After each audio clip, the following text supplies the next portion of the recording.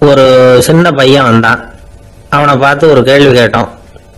ஏன்ப்பா உங்க வீட்டில் அம்மா புத்திசாலியா அப்பா புத்திசாலியா அப்படின்னு. அவன் அலட்சியமா நம்மளை பார்த்து சிரிக்கிறான். என்ன சார் இது, இந்த காலத்துல இது கூட தெரியாம இருக்கிறீங்களே அப்படிங்கிறான். ஒரு சின்ன பையன் நம்மளை பார்த்து இப்படி கேட்டு விட்டானே அப்படின்னு நினைக்கிறப்போ நமக்கு ஒரு மாதிரி ஆயிடும். அதுக்கப்புறம் தான் இந்த தாத்தா பாட்டியெல்லாம் சொல்ற ஒரு கதை ஞாபகத்துக்கு வந்தது. அது என்ன கதை தெரியுமா? ஒரு ஊர்ல ஒரு அம்மாவும் பிள்ளையும் இருந்தாங்களாம். அந்த மகனுக்கு திடீர்னு தேசாந்திரம் போய் வரணும்னு ஆசை வந்துட்டுது. ஊர் ஊரா போய் சுத்தி பார்க்கணுங்கிற ஆசை. அந்த அம்மாவுக்கு இது பிடிக்கல. மகனை புரிஞ்சு இருக்கிறதுக்கு அவங்க மனசு இடம் கொடுக்கல. வேணாப்பான்னு சொல்லி பார்த்தாங்க, அவன் கேட்கல. திடீர்னு புறப்படவும் செஞ்சுட்டான். சரி, இனிமே அவனை தடுக்க முடியாதுன்னு முடிவு பண்ணிட்டாங்க அந்த அம்மா. இருந்தாலும் புத்திசாலித்தனமா ஒரு யோசனை பண்ணாங்க. மகனை கிட்டத்துல கூப்பிட்டாங்க. அவங்ககிட்ட சொன்னாங்க, இதை பாருப்பா, நீ தேசாந்தரம் போறதுன்னு தீர்மானம் பண்ணிவிட்ட, அதை நான் தடுக்கல, போயிட்டு வந்துரு. ஆனா போறதுக்கு முன்னாடி எனக்கு ஒரு வாக்குறுதி கொடுத்துட்டு போ அப்படின்னாங்க. போறப்போ ராத்திரியா இருந்தாலும் பகலா இருந்தாலும் சரி, புளிய மரத்து நிழல்ல தான் தங்கணும். திரும்பி வர்றப்போ இரவும் பகலும் நீ வேப்ப மரத்து நிழல்லே தங்கணும் அப்படின்னாங்க. சரி, அப்படியே செய்யறேன்னு சொல்லி வாக்குறுதி கொடுத்தான் பையன். புறப்பட்டு போனான். போற வழியில புளிய மரத்து நிழல்லே தங்கினான், தூங்கினான். அப்படி போயிட்டே இருந்தான். 7வது நாள் அவன் உடம்பு சுகம் இல்லாம போயிட்டுது. ரொம்பவும் பலவீனமாயிட்டான். இனிமே நடக்க முடியாதுங்கிற நிலைமை வந்துட்டுது. யோசிச்சு பார்த்தான். சரி, இதுக்கு மேல போக வேண்டாம் அப்படின்னு முடிவு பண்ணிட்டு திரும்பி வர ஆரம்பிச்சுட்டான்.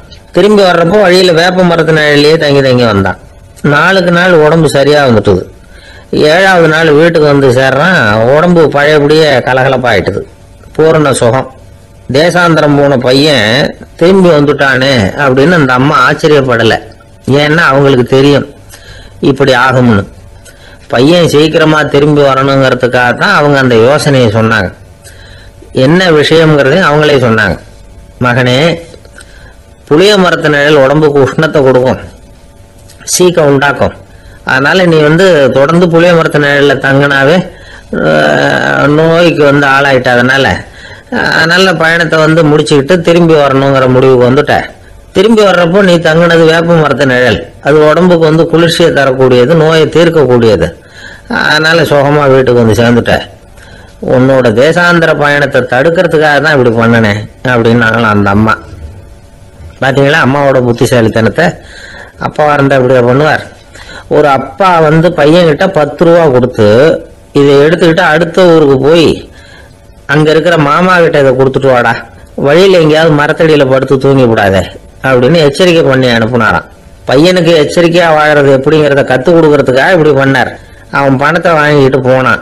அப்பா சொன்னதை மறந்துட்டு ஒரு மரத்தடியில படுத்து தூங்கிட்டான்.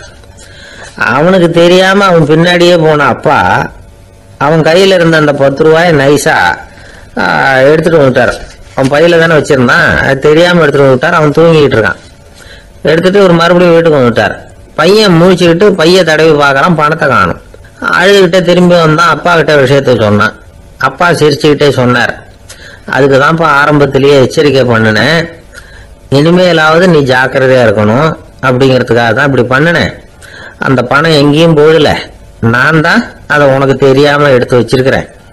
இதோ பாரு அப்படின்னு சொல்லிட்டு சைடு பாக்கெட்ல கையை விட்டா அது ஓட்டையா இருக்கு. அதை எவனோ ஏற்கனவே கத்திரிச்சு எடுத்துட்டு போயிட்டான். இப்ப அப்பா முகத்துல அசடு வழிஞ்சுதான். சில பேரை இப்படி சொல்றது உண்டு, அடுத்தவங்களை அனுசரிச்சு நடந்துக்க தெரியல, அவன் என்ன சார் மனுஷன் அப்படிம்பாங்க. சக மனிதர்களோட எப்படி பழகிறது அப்படின்னு தெரியாதனாலேயே பல பேர் இன்னைக்கு சங்கடப்பட்டு இருக்கிறாங்க. வசதி வாய்ப்பெல்லாம் சரியா இருக்கும், ஆனா வாழ்க்கை சரியா இருக்காது. இன்னொருத்தர்கிட்ட எப்படி பேசுறது பழகிறதுங்கிறது தெரியாதனாலதான் இந்த அவஸ்தை. சரி, இந்த அவஸ்தை இல்லாம வாழறது எப்படி? இதுக்கு அனுபவசாலிகள் சில வழிமுறைகளை சொல்றாங்க. அதெல்லாம் என்னென்னங்கிறத இப்ப தெரிஞ்சுக்குவோம். முதல்ல நம்ம நாக்கு நம்ம கண்ட்ரோல்ல இருக்கணும்.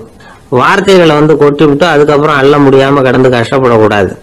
எப்படி பேசுறோங்கிறதும் முக்கியம், பேசுறப்ப எப்படி முகத்தை வச்சிருக்கிறோங்கிறதும் முக்கியம். அன்பா பேசினாலும் நல்லா இருக்கும். அப்படி பேசுறப்ப ஆதரவா அவர் தோள் மேல ஒரு கையை போட்டுக்கிட்டு பேசினா இன்னமும் நல்லா இருக்கும். 2வது விஷயம், இன்னொருத்தர்கிட்ட பேசுறப்ப வாக்குறுதிகளை அள்ளி வீசக்கூடாது. கொடுக்கற வாக்குறுதி குறைச்சலா இருக்கணும். அப்படி கொடுத்த வாக்குறுதியை கண்டிப்பா நிறைவேற்றணும். நாம ஒருத்தரை பாராட்டுறோம் அல்லது அவரை பத்தி அபிப்பிராயம் சொல்றோம்னா அது ஆக்கப்பூர்வமா இருக்கணும். நம்ம பாராட்டு அல்லது விமர்சனம் அடுத்தவருடைய முன்னேற்றத்துக்கு உதவுறது மாதிரி இருக்கணும். நாம சொல்றதை கேட்டுட்டு அவன் தலையில கையை வச்சுட்டு உட்காந்துடக்கூடாது. எப்பவும் உற்சாகமா இருக்கணும், முகம் மலர்ச்சியா இருக்கணும். மனுஷன் இருந்தா வருத்தம், கவலை, ஏமாற்றம் எல்லாம் இருக்கதான் செய்யும். அதெல்லாம் மனசுல இருக்கட்டும். அந்த வருத்தமும் கவலையும் ஏமாற்றமும் சேர்ந்துக்கிட்டு நம்ம முகத்துல இருக்கிற மலர்ச்சியை மூடி மறைக்கிறதுக்கு நாம இடம் கொடுத்துடக்கூடாது. எந்த விஷயத்தை பத்தி யாருகிட்ட பேசினாலும் வெளிப்படையா பேசணும், திறந்த மனசோட பேசணும். மூடி மறைச்சி முன்னு மூங்கிட்டு இருக்கக்கூடாது. இன்னொருத்தர்கிட்ட பேசுறப்போ விவாதம் பண்ணுங்க, அது தப்பு இல்லை. ஆனா வாதாடிக்கிட்டு இருக்கக்கூடாது. அதாவது என்ன சொல்றாங்கன்னா, டிஸ்கஸ் பண்ணலாம், ஆர்கியூ பண்ணக்கூடாது. நம்ம கிட்ட இருக்கிற நல்ல குணங்களை நாம எடுத்து சொல்லிட்டு இருக்கக்கூடாது. அந்த நல்ல குணங்களே நம்மளை பத்தி எடுத்து சொல்லணும். அது மாதிரி நடந்துக்கணும். அதே மாதிரி அடுத்தவங்க கிட்ட உள்ள கெட்ட குணங்களை பத்தி அவசியம் இல்லாம நாம பேச வேண்டியதில்லை. உங்களை பத்தி யாராவது தப்பா பேசுறாங்களா, அப்படி அவங்க பேசுறதுல உண்மை இல்லையா அப்படின்னா அதை நீங்க பொருட்படுத்த வேண்டியதில்லை, விட்டுடலாம். அது தானா போயிடும்.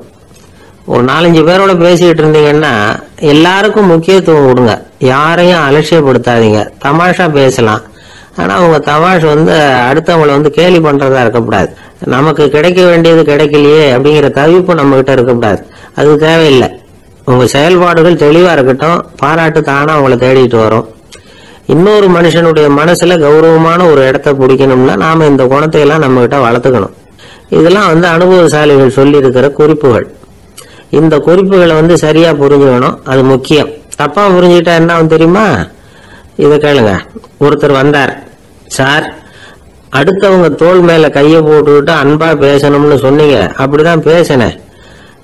அவரு முதுக கூட தட்டி கொடுத்தேன், என் வேலை போயிட்டுது சார், வீட்டுக்கு அனுப்பிச்சுட்டாங்க அப்படின்னார். யாருகிட்ட அப்படி பேசுனீங்கன்னு கேட்டோம். என் முதலாளி கிட்ட சார் அப்படிங்கிறார் ரொம்ப சோகமா. ஒரு ஆள் இருந்தான், நிறைய பணம் சம்பாதிச்சான், ஆனா செலவு பண்ண மனசு வரல, கருமி. அவன் என்ன பண்ணா, சேர்த்த பணம் பூராவையும் ஒரு மரத்தடியில புதைச்சி வச்சிருந்தான்.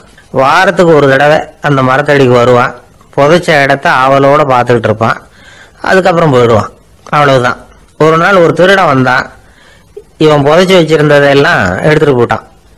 இது தெரிஞ்சு போச்சு. அந்த கருமி புலம்ப ஆரம்பிச்சுட்டான். இவன் புலம்பல கேட்டதும் அக்கம் பக்கத்துல இருந்தவங்க எல்லாம் ஓடி வந்தாங்க. என்ன விஷயம்னு விசாரிச்சாங்க. இவன் சொன்னான். ஒரு பெரியவர் கேட்டார், ஏப்பா வாரம் இந்த இடத்த பாக்குறதாக சொன்னியே, எப்பவாவது இதுல இருக்கிற பணத்தை எடுத்து செலவு பண்ணிருக்கியா அப்படின்னு கேட்டார். நான் அப்பப்போ அதை பாக்குறது தான் வழக்கம், அதை தொட்டதே இல்லைன்னு அவன். சரி அப்படின்னா இப்பவும் நீ அதே மாதிரி வாரம் ஒரு தடவை இந்த இடத்த பார்த்துட்டு போகலாமே அப்படின்னாராம் அந்த பெரியவர். அதுவும் சரிதானே, எவ்வளவு காலமானாலும் அவன் அந்த பணத்தை எடுத்து செலவு பண்ண போறதில்ல. அப்படி இருக்கிறப்ப உள்ளே பணம் இருந்தாலும் ஒண்ணுதான், இல்லாம போனாலும் ஒண்ணுதான். இதுல இருந்து என்ன புரியுதுன்னா, ஒருத்தர்கிட்ட இருக்கிற பணத்தை கொண்டு அவர் பணக்காரரா ஏழையா அப்படின்னு முடிவு செய்யறது சரியில்லை. அந்த செல்வத்தை அனுபவிக்கிற திறன், பயன்படுத்துற திறன், அதை வச்சுதான் அவர் ஏழையா பணக்காரரா அப்படிங்கிறத நிர்ணயம் பண்ணணும். அதுதான் சரி. செலவு பண்ண தெரியாதவன் சேகரம் பண்ணிட்டே இருக்கிறதுனால என்ன பிரயோஜனம்? தலைமுடியே இல்லாதவன் தாராளமா சீப்புகளை வாங்கி சேகரம் பண்றது மாதிரி தானே இது. சில சமயம் செலவு பண்ண நாம தயாரா இருந்தா கூட அந்த செல்வம் நமக்கு பயன்படுறதில்ல. அரேபியாவில் ஒரு நகை வியாபாரி விலை உயர்ந்த முத்துக்களை எல்லாம் அவர் வச்சு வியாபாரம் பண்ணிட்டு இருந்தார். அவர் ஒரு சமயம் ஒரு பாலைவனம் வழியா போயிட்டு இருக்கிறார் ஒட்டகத்துல. அப்போ திடீர்னு கடுமையான புயல் வீச ஆரம்பிச்சுட்டுது. திசை தவறி இவர் எங்கேயோ வந்துட்டார். கூட வந்தவங்களையும் காணல, எங்க போனாங்களோ தெரியல. இவர் ரொம்ப பயந்து போய் அங்கேயும் எங்கேயுமா அலைஞ்சு திரியிறார். வழியே தெரியல. பசி கடுமையாயிட்டுது. ஒட்டகத்து முதுகுல ஒரு மூட்டை இருந்தது, அதை பிரிச்சு பார்த்தார். உள்ள ஏதாவது இருக்கான்னு தேடி பார்க்கிறார். அது வரைக்கும் கண்ணுல தட்டுப்படாத அபூர்வமான ஒரு பை கண்ணில் பட்டுது. ஆஹா, அதுல ஏதாவது சாப்பிட்றதுக்கு இருக்கும் அப்படின்னு நினைச்சு ஆவலா அதை பிரிச்சு பார்க்கிறார். அந்த பையில விலை உயர்ந்த முத்துக்கள் நிறைய இருந்துதான். அப்பதான் அவர் நினைச்சாராம், விலை உயர்ந்த முத்துக்கள் கூட சாப்பிட்றதுக்கு உணவாக முடியாது அப்படிங்கிறத புரிஞ்சுக்கிட்டாராம். எந்த நேரத்துல எது நமக்கு தேவையோ அது நமக்கு தாராளமா கிடைக்கணும். அப்படி அது கிடைக்கிறதுக்கு நம்ம கிட்ட இருக்கிற செல்வம் பயன்படணும். அது நமக்கும் பயன்படலாம், நம்ம மூலமா அடுத்தவங்களுக்கும் பயன்படலாம். அதுதான் செல்வத்தின் பயன். ஒரு மரத்தடியில ஒருத்தன் உட்காந்து அழுதுகிட்டு இருந்தான். அந்த பக்கமா வந்த இன்னொருத்தன் ஏப்பா அழுதுகிட்டு இருக்கிறேன்னு கேட்டான். இந்த இடத்துலதான் பூமிக்கு அடியில பணம் இருக்குது, புதைச்ச இடம் தெரியல, அதான் அழறேன் அப்படின்னா. நல்லா ஞாபகப்படுத்தி பாரு, எந்த இடத்துல புதைச்ச அப்படின்னு கேட்டான் இவன். அது எப்படி எனக்கு தெரியும், புதைச்சி வச்சிருக்கிறவன் நான் இல்லையே, எங்க எழுத்து விட்டுக்காரன் அப்படின்னானா இவன். ஒரு பல்கலைக்கழகம், அங்க ஒரு இலக்கிய பேராசிரியர், அவர் பாடம் நடத்திக்கிட்டு இருந்தார். ராபர்ட் பிரவுனிங் எழுதிய கவிதைகளை பத்தி சொல்லிட்டு இருக்கிறார். மாணவர்களும் ரொம்ப அக்கறையா அதை கேட்டுக்கிட்டு இருக்கிறாங்க. ஒரு குறிப்பிட்ட கவிதையை பத்தி சொல்லும்போது அந்த பேராசிரியருக்கு ஒரு சந்தேகம், அதாவது அந்த கவிதையின் சரியான அர்த்தம் என்னங்கிறதுல சந்தேகம். பேராசிரியர் யோசனை பண்ணார், அந்த கவிதையை முழுசா புரிஞ்சுக்க முடியல. அதனால மாணவர்களை பார்த்து சொன்னார், மாணவர்களே ஒரு நாள் பொறுத்துங்க, இந்த கவிதையை எழுதின கவிஞர் எங்க வீட்டுக்கு பக்கத்துல தான் இருக்கிறாரு. இன்னைக்கு சாயந்தரம் நான் அவரை நேரிலேயே போய் பாக்குறேன், பார்த்து இதுக்கு என்னங்க அர்த்தம்னு கேட்டுட்டு வந்துடுறேன், அதுக்கப்புறம் உங்ககிட்ட சொல்றேன் அப்படின்னாரா. அன்னைக்கு சாயந்தரமே அந்த பேராசிரியர் கவிஞரை தேடிக்கிட்டு போயிட்டார். கவிஞர் அவங்க வீட்டுல அவர் பாட்டு உட்காந்துருந்தாராம். இவரு போய் அவர் முன்னாடி உட்கார்ந்தார். அப்புறம் கேட்டார், ஐயா அந்த கவிதையின் முழு பொருள் என்னன்னு தெரிஞ்சுட்டு போறதுக்காக வந்திருக்கிறேன் அப்படின்னாராம். எந்த கவிதை அப்படின்னாராம் அவரு. இவர் அந்த கவிதையை சொல்லியிருக்கார். கவிஞர் கொஞ்சம் யோசனை பண்ணிவிட்டு அப்புறம் சொன்னாராம், பேராசிரியரே நீங்க கொஞ்சம் தாமதமா வந்துட்டீங்கன்னாராம். இவருக்கு ஒன்னும் புரியல. நீங்க என்ன சொல்றீங்க, நான் தாமதமா வந்துட்டேன்னா? நீங்க தான் உயிரோட இருக்கிறீங்களே, அப்படி இருக்கும்போது நான் தாமதமா வந்துட்டேன்னா அது எப்படி அப்படின்னு இவர் குழம்பி இருக்கிறார்.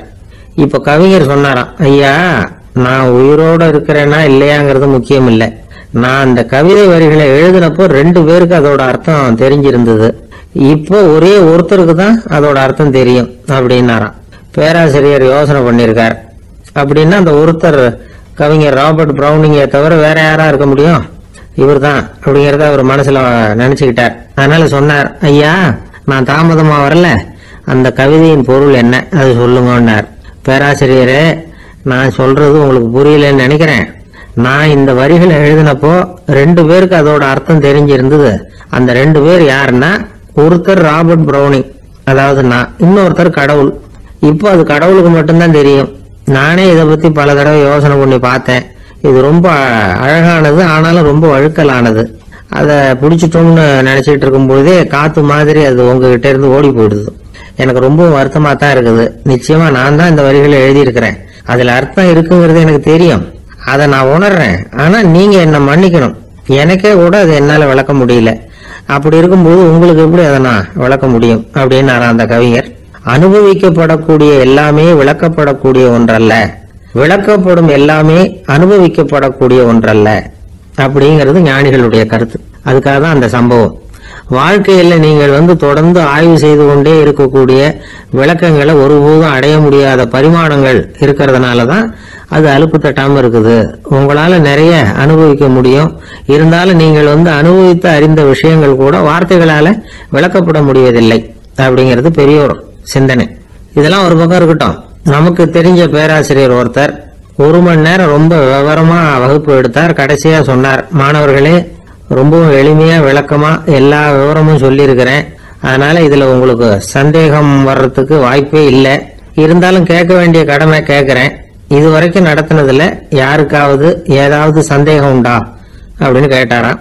எனக்கு ஒரே ஒரு சந்தேகம் தான் சார் அப்படின்னு எழுந்திரிச்சு நிக்கிறான் ஒருத்தன். என்னன்னு கேட்டாராம். இதுவரைக்கும் நீங்க என்ன பாடம் சார் நடத்தினீங்க அப்படின்னு அவன். பந்திக்கு முந்தர ஆசாமிகள் நம்மள பல பேர் உண்டு. அப்படி முந்தறதுக்கு கூட முயற்சி பண்றவங்க நிறைய பேர் இருக்கிறாங்க. இதுல என்ன ஒரு விஷயம்னா, பந்திக்கு முந்தறது கூட தப்பு இல்லை, ஆனா அப்படி ஒரு விருந்துல ஆளா போய் உட்காந்து சாப்பிட்டா கூட வெளியில வர்றப்ப என்ன பெரிய விருந்து வச்சுட்டான், சாம்பார்ல உப்பு இல்லை, ரசத்துல காரம் இல்லை அப்படின்னு குறை சொல்லிட்டே வர்றது இருக்கு பாருங்க, அது சரியில்லை, நாகரிகமும் இல்லை. கல்யாண பத்திரிகையில என்ன போட்டிருக்குது, என் பொண்ணுக்கும் இன்னொரு பையனுக்கும் கல்யாணம், எல்லாரும் குடும்பத்தோட வந்திருந்து மணமக்கள் ஆசீர்வதிக்கணும், இப்படித்தானே போட்டிருக்கோம். குடும்பத்தோட விருந்து சாப்பிட்டு சாப்பாடு எப்படி இருக்குன்னு அபிப்பிராயம் சொல்லிவிட்டு போங்க அப்படின்னா போட்டிருக்கு கல்யாண பத்திரிகையில. ஒருத்தர் வீட்டு விசேஷத்துக்கு போயிருக்கோம்னா எவ்வளவோ அசௌகரியங்கள் நமக்கு ஏற்படலாம். ஏராளமான கூட்டம் வந்திருக்கும். எல்லாரையும் அவங்க வந்து தனித்தனியா கவனிச்சுக்கிட்டு இருக்க முடியாது. நாம தான் அனுசரிச்சு நடந்துக்கணும். நாமளா போய் வாழ்த்த வேண்டியவங்களை வாழ்த்தி விட்டு வந்து சேரணும். அதை விட்டுட்டு பத்திரிக்கை கொடுத்தானேன்னு போனேன், கவனிப்பே சரியில்லை அப்படின்னு புலம்பிக்கிட்டு இருக்கக்கூடாது. ஒரு விருந்துக்கு போனா அங்க எப்படி நடந்துக்கணும் அப்படிங்கறத பத்தி கூட அனுபவசாலிகள் சில விவரங்கள்லாம் சொல்லியிருக்கிறாங்க. இந்த காலத்துல கல்யாணம், பிறந்த நாள், அது இதுன்னு நிறைய விருந்துகள் நடக்குது. அதெல்லாம் எதுக்காக? மனித உறவுகளை வளர்த்துக்கிறதுக்காக தான், வேற எதுக்கு? ஒரு விருந்துக்கு போனா அமைதியா பொறுமையா போய் உட்காரணும். அடிச்சு பிடிச்சிக்கிட்டு இடத்த பிடிக்க போறேன் அப்படின்னு நிற்கக்கூடாது. முதல் பந்தி நடந்துகிட்டு இருந்தா அது முடிஞ்சு இலை எடுத்து சுத்தம் பண்ணதுக்கு அப்புறம் போய் உட்கார்றது தான் நாகரீகம். இலை எடுக்கிறதுக்கு முன்னாடியே அங்க போய் உட்காந்தா நல்லா இருக்காது. நீங்க சாப்பிட்டுட்டு உட்காந்துருக்கீங்களா, சாப்பிட்றதுக்கு உட்காந்துருக்கீங்களா, பாக்குறவங்களுக்கு சந்தேகம் வந்துடும். அதே மாதிரி இலையில எல்லா ஐட்டமும் பரிமாறினதுக்கு அப்புறம் சாப்பிட ஆரம்பிக்கணும். ஒவ்வொரு ஐட்டமா வைக்க வைக்க நாம பாட்டுக்கு எடுத்து உள்ள தள்ளிட்டே இருந்தோம்னா எதை வச்சோம் எதை வைக்கலன்னு பரிமாறினவரே குழம்பி போடுவார். ஏன்னா எப்ப பார்த்தாலும் இலை காலியாவே இருக்கும். சாப்பிட்றப்போ உங்க சாப்பாட்டையே நீங்க கவனிக்கணும். அடுத்தவங்க இலையில என்ன இருக்கு, பக்கத்துல இருக்கிறவர் எதை அதிகமா சாப்பிடுறார், இதெல்லாம் நமக்கு என்னத்துக்கு? எல்லாரும் சாப்பிட்டு முடிக்கிற வரைக்கும் பொறுமையா இருக்கிறது தான் நல்லது. நீங்க மட்டும் திடீர்னு பாதியில் எழுந்திரிச்சு பக்கத்துல இருக்கிறவங்களுக்கு சங்கடமா இருக்குமேங்கிறதெல்லாம் யோசிக்காம நீங்க பாட்டு எழுந்திரிச்சு போக கூடாது. பக்கத்துல உள்ளவங்க உங்களை எழுந்திரிக்க சொன்னா எழுந்திரிச்சு போகலாம். விருந்துகள்ல சாப்பாட்டை வீணாக்குறதே ஒரு நாகரிகமா போட்டுது. இந்த காலத்துல சாப்பாட்டுக்கே கஷ்டப்பட்டுக்கிட்டு பல பேர் இந்த உலகத்துல இருக்கிறப்போ சாப்பாட்டை வீணாக்குறது எவ்வளவு பெரிய மோசம்ங்கிறத நினைச்சு பார்க்கணும். வேணுங்கிற அளவுக்கு கேட்டு வாங்கி சாப்பிடுறதுதான் முறை. விருந்துல இந்த பஃபே அப்படின்னு சொல்லி ஒரு முறை சொல்றாங்கல்ல, அதாவது உணவு வகைகளை எல்லாம் பொதுவா ஒரு இடத்துல வச்சுடுறது, நமக்கு தேவையானதை நாமே எடுத்து ஒரு தட்டுல போட்டுக்கிட்டு சாப்பிட வேண்டியது. இதுல கூட சில பேர் தேவைக்கு அதிகமா எடுத்து போட்டுக்கிட்டு வீணாக்குறாங்க. சில சமயம் வந்து கடைசியா சாப்பிட போறவங்களுக்கு எல்லா ஐட்டமும் கிடைக்காம போகலாம். அதை போய் பெருசு பண்ணிட்டு இருக்க கூடாது. என்ன சார் இந்த அளவுக்கு கூட நாகரிகம் தெரியாம இருக்கிறோம், இதை போய் பெருசா சொல்ல வந்துட்டீங்களே அப்படின்னு நினைக்கலாம். ஒருத்தர் ரெண்டு பேருக்கு இந்த விவரம் தேவைப்படலாம். அவங்க காதலே இது வேட்டுமேங்கிறதுக்காக தான் இது. ஒரு பெரிய கல்யாண விருந்து நடந்துகிட்டு இருந்தது. விருந்து மண்டபத்து வாசல்ல ஒருத்தர் நின்றுட்டு வர்றவங்களையெல்லாம் ரொம்ப மரியாதையா வணங்கி உள்ள அனுப்பி வச்சுக்கிட்டு இருந்தார். எப்படி தெரியுமா? வர்றவங்க கையெல்லாம் பிடிச்சி முத்தம் கொடுத்து அதுக்கப்புறம் உள்ள அனுப்பி வச்சுக்கிட்டு இருந்தாராம். கூட்டம்லாம் முடிஞ்சதுக்கு அப்புறம் அவர்கிட்ட போய் கேட்டிருக்கிறாங்க, சார் நானும் எவ்வளவோ விருந்துகளுக்கு போயிருக்கிறேன், இருந்தாலும் இவ்வளவு மரியாதையா வர்றவங்க கைக்கெல்லாம் முத்தம் கொடுத்து வரவேற்கிறத இங்கதான் பாக்குறேன் அப்படின்னு சொன்னாங்க. அதுக்கு அவரு சொன்னார், அட போங்க சார், நான் முத்தம் கொடுக்கல, முந்தின பந்திக்கு வந்து சாப்பிட்டவங்களே அடுத்த பந்திக்கும் வர்றாங்களான்னு மோந்து பார்த்து அனுப்பி வச்சுக்கிட்டு இருந்தேன் அப்படின்னார். ஒருத்தன் எப்படி நடந்துக்கிறாங்கிறத வச்சுதான் அந்த ஆளு எப்படிங்கிறத நாம முடிவு பண்றோம். ஆளுமைன்னு சொல்றோம்ல, அதுக்கு வந்து சூழ்நிலைகளை ஆளுகின்ற தன்மை அப்படின்னு விளக்கம் கொடுக்கிறார் ஒரு உளவியல் நிபுணர். சரி, ஒரு மனிதனுடைய ஆளுமையை உருவாக்குகிற விஷயங்கள் என்னென்ன? பிறப்பு, வளர்க்கப்பட்ட விதம், படிப்பு, நண்பர்கள், சமுதாயம், இப்படி நிறைய உண்டு. ஆளுமையின் அடிப்படையில் சில மனநோய்கள் உண்டாகுது. அதெல்லாம் என்னென்னங்கிறத தெரிஞ்சு வச்சுக்கிட்டோம்னா நம்ம கூட இருக்கிறவங்களை அடையாளம் கண்டுபிடிக்கிறதுக்கு அது ரொம்ப உபயோகமா இருக்கும். ஃப்ரெனாய்டு ஆளுமை அப்படின்னு ஒண்ணு. இந்த கோளாறு உள்ளவங்க எப்படி இருப்பாங்க தெரியுமா? அதிக உணர்ச்சி, சந்தேகம், பொறாமை இதெல்லாம் அதிகமா இருக்கும். வளைஞ்சு கொடுக்க மாட்டாங்க. அடுத்தவங்களோட இணக்கமான உறவு இருக்காது. அவங்க செய்யற தப்புக்கெல்லாம் அடுத்தவங்களை வந்து குறை சொல்லிட்டு இருப்பாங்க. இது ஒரு ரகம். அடுத்தது வந்து ஸ்கிசாய்டு ஆளுமை அப்படின்னு சொல்றாங்க. இந்த கோளாறு உள்ளவங்க அடுத்தவங்களோட பழக கூச்சப்படுவாங்க. சின்ன வயசுலேயே இது ஆரம்பமாயிடுது. பகல் கனவுலயே சஞ்சரிப்பாங்க. அவங்களுடைய விரோதம், கோபம் இதை கூட வெளியில காட்டிக்க முடியாம இருப்பாங்க. இவங்களுக்கு அகமுகம், பிரச்சனைகள்ல இருந்து ஒதுங்கி எதுலயும் ஈடுபாடு இல்லாதவங்களா இருப்பாங்க. இப்படி ஒரு ரகம். அடுத்தது சைக்ளோதமிக் ஆளுமை அப்படின்னு சொல்றாங்க. அது என்னன்னா உணர்ச்சிகள்ல ஏற்றத்தாழ்வு அதிகமா இருக்குமா. சில சமயம் பார்த்தா மகிழ்ச்சியா இருப்பாங்க, சில சமயம் சோகமா உட்கார்ந்துருப்பாங்க. அவங்க மனநிலைக்கு தகுந்த மாதிரி சமூக நிகழ்ச்சிகள்ல பங்கெடுத்துக்குவாங்க. இன்னொரு வகை என்னன்னா எண்ண பீடிகை ஆளுமை அப்படின்னு பேர் வச்சிருக்கிறாங்க. அதுக்கு இவங்களுக்கெல்லாம் கரெக்டா இருக்கணும். எல்லாம் சட்டத்திட்டம், இதுலயும் ஒரு ஒழுங்குமுறை, இப்படி எதிர்பார்க்குற மனோபாவம். இவங்க எதிர்பார்ப்புக்கும் அரண்முறைக்கும் மற்றவங்க கட்டுப்படணும்னு நினைப்பாங்க. இந்த நிலைமை நீடிச்சா என்ன ஆகும் தெரியுமா? அலைக்கழிக்கிற எண்ணங்கள் திரும்ப திரும்ப ஒரே செயலை செய்ய தூண்டுற மன தளர்ச்சிக்கு ஆளாயிடுறாங்க. அடுத்தது ஹிஸ்டீரியா ஆளுமை. சின்ன விஷயத்தையெல்லாம் பெருசுபடுத்தி நாடகமாக்குற நடிகர்கள் இவங்க. உணர்ச்சி அதிகம் உள்ளவங்க. இவங்க மன எழுச்சியில பக்குவமின்மை, குழந்தைத்தனம், முதிர்ச்சியின்மை எல்லாம் இருக்கும். தன்னலம் மிக்க குணம். பிறர் தன்னை மட்டுமே கவனிக்கணும்னு நினைச்சு செயல்படுறது, இதெல்லாம் இவங்க அடையாளம். அடுத்த ரகம் எப்படின்னா வளர்ச்சியற்ற ஆளுமைன்னு சொல்றாங்க. அடுத்தவங்களோட இணங்கி போக முடியாதவங்க. அறிவு, மன எழுச்சி, சமூக உறவு இதுல எல்லாம் போதுமான வளர்ச்சியையும் நிறைவையும் பெற முடியாதவங்க. இவங்களால வாழ்க்கையில முன்னேற முடியாது. பிச்சைக்காரங்க, குற்றவாளிகள் இவங்க கிட்ட எல்லாம் இது மாதிரியான ஆளுமை அதிகமா இருக்குமா. அடுத்தது என்னன்னா சோர்வுடைய ஆளுமை. எதுலயும் உற்சாகம் இல்லாம சோர்ந்து போயிருப்பாங்க. அதுக்கெல்லாம் நமக்கு வலிமை இல்லப்பா அப்படின்னு சொல்லிட்டு இருப்பாங்க. சின்ன விஷயங்களுக்கெல்லாம் அதிர்ச்சி அடையிறது, வாழ்வின் சுவையை அனுபவிக்க முடியாதவங்க. இன்னொரு ரகம் இது கொதித்தெழும் ஆளுமைங்கிறாங்க. எதுக்கு எடுத்தாலும் ஆத்திரம், குரோதம், வன் செயல் இதுல எல்லாம் ஈடுபாடு இப்படி உள்ளவங்க. நத்தை வகை ஆளுமை அப்படின்னு ஒண்ணு. அடுத்தவங்க மேல விரோதம் இருக்கும், அடிக்கணுங்கிற எண்ணம் இருக்கும். ஆனா அதை அப்படியே வெளியில காட்டாம அதே சமயம் அமைதியான முறையில வெறுப்பை வெளிக்காட்டுற ரகம். இவங்கெல்லாம் பேசாம கம்முன்னு இருந்துகிட்டே நினைச்சதை நிறைவேற்றிடுவாங்க. முன்ஜாக்கிரதை ஆளுமை அப்படின்னு ஒரு ரகமா. பாதுகாப்பின்மை, சந்தேகம், முழுமையின்மை, அறவேக்காட்டுத்தனம் இந்த மனப்போக்கு அதிகமா இருக்கிறதுனால அகம்பாவம், புடிவாதம், எச்சரிக்கை எல்லாம் அளவுக்கு மீறி இருக்கும்.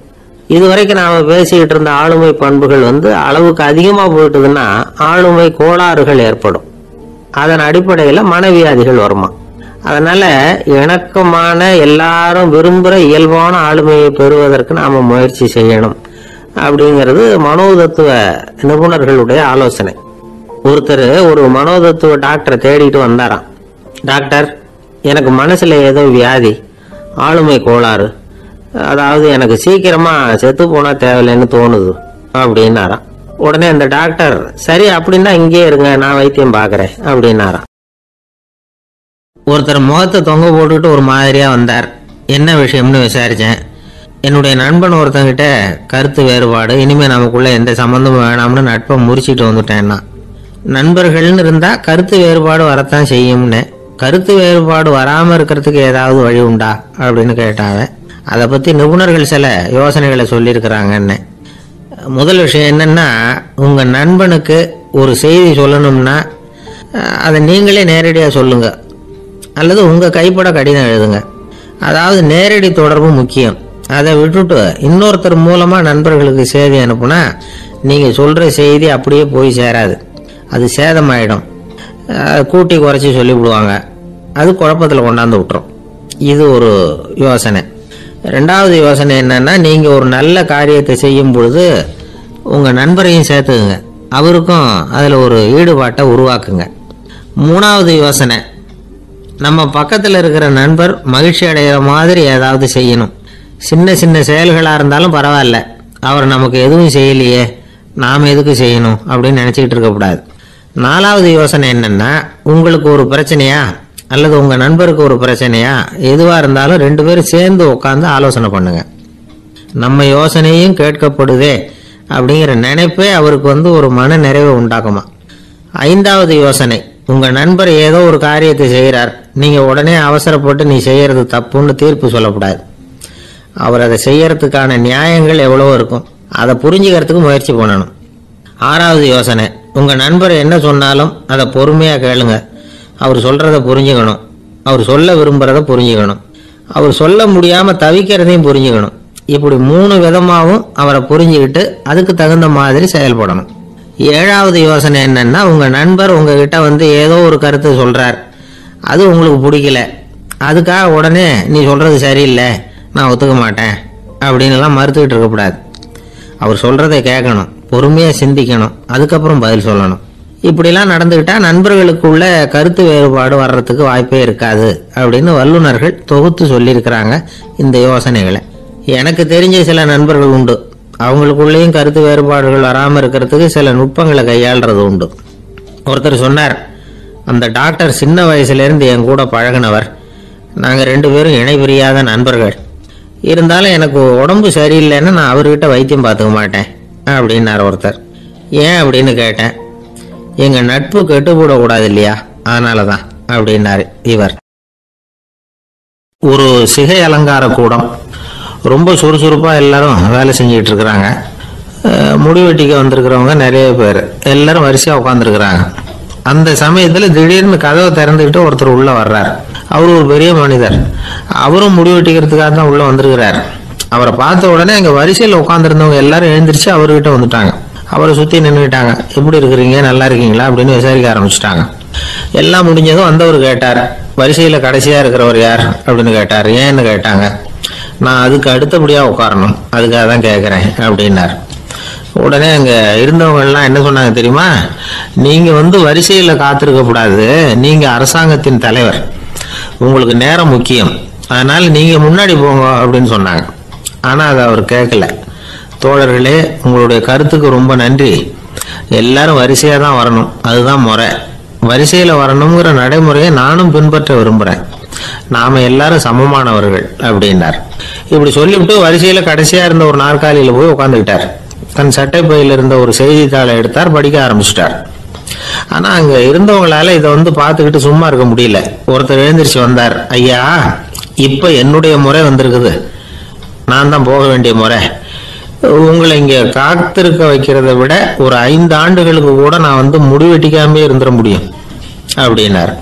அவர் மறுபடியும் சொன்னார், ஐயா, நீங்கள் வரிசை முறையை தாண்டி போக விருப்பப்படல, சரி, ஆனால் என்னுடைய முறையை மாற்றி கொடுக்கறதுக்கு எனக்கு முழு உரிமை இருக்குது. இதுக்கு பதிலாக உங்களுடைய கடைசி இடத்த நான் எடுத்துக்கிறேன், இதை நீங்கள் மறுக்க முடியாதுன்னார். அங்கே இருந்த மற்றவங்களும் இதை ஒரு மனசாக வற்புறுத்த ஆரம்பிச்சிட்டாங்க.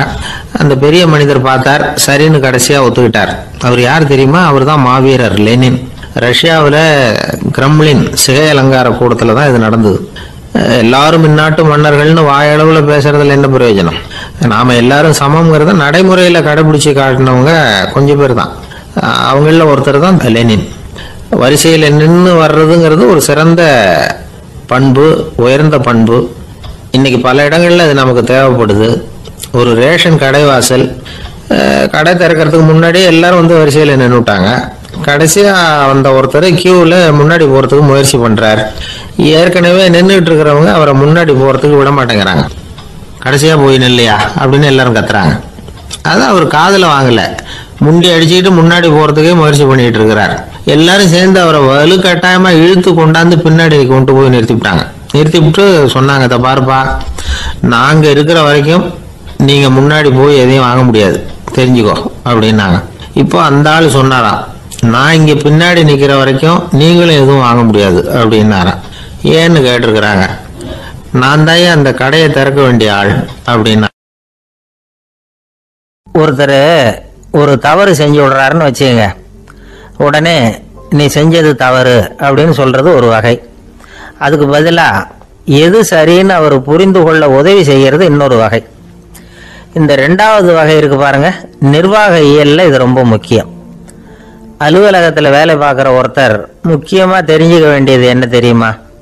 சக ஊழியர்கள் கிட்ட எப்படி பழகணும், மேலதிகாரிகள் கிட்ட எப்படி பழகணும், தனக்கு கீழே வேலை செய்கிறவங்க கிட்ட எப்படி பழகணும், வாடிக்கையாளர்கள் கிட்ட எப்படி பழகணும், இவங்க எல்லார்கிட்டையும் செம்மையான உறவை ஏற்படுத்திக்கிறது எப்படி, இதெல்லாம் சொல்லிக் கொடுக்குற பாடம் தான் இன்டர் பர்சனல் ஸ்கில், திறமையான உறவு அப்படிங்கிறது.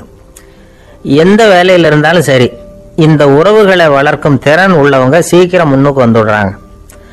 மற்றவங்க கிட்ட உறவை பலப்படுத்திக்கிறது எப்படி அப்படின்னு தெரிஞ்சுக்கிட்டோம்னா எந்த ஒரு தடையையும் சுலபமாக தாண்டி செய்கிற தொழிலில் முன்னுக்கு வந்துடலாம். ஹார்வர்டு பல்கலைக்கழகத்தில் ஒரு கணக்கெடுப்பு பண்ணி பார்த்தாங்களாம். பார்க்குற வேலையில் எது மாதிரி குணாதிசயம் உள்ளவங்க வேகமாக முன்னுக்கு வர்றாங்க அப்படின்னு தெரிஞ்சுக்கிறதுக்காக இந்த கணக்கெடுப்பு. வெவ்வேறு துறையில் வேகமாக முன்னுக்கு வந்திருக்கிற பல பேரை சந்தித்து இந்த சர்வேயை நடத்தியிருக்கிறாங்க. அவங்க கண்டுபிடிச்சி சொல்லியிருக்கிற உண்மை என்ன தெரியுமா? ஒருத்தர் ஒரு வேலையில் இருந்தால் அது சம்பந்தப்பட்ட சப்ஜெக்ட் பற்றிய அறிவு 35% இருந்தால் போதுமா. ஆனால் உறவுகளை வளர்க்கக்கூடிய திறன், இன்டர் பர்சனல் ஸ்கில்லு 65% வேணும். இப்படி உள்ளவங்க சீக்கிரம் முன்னுக்கு வந்துடுறாங்களாம்.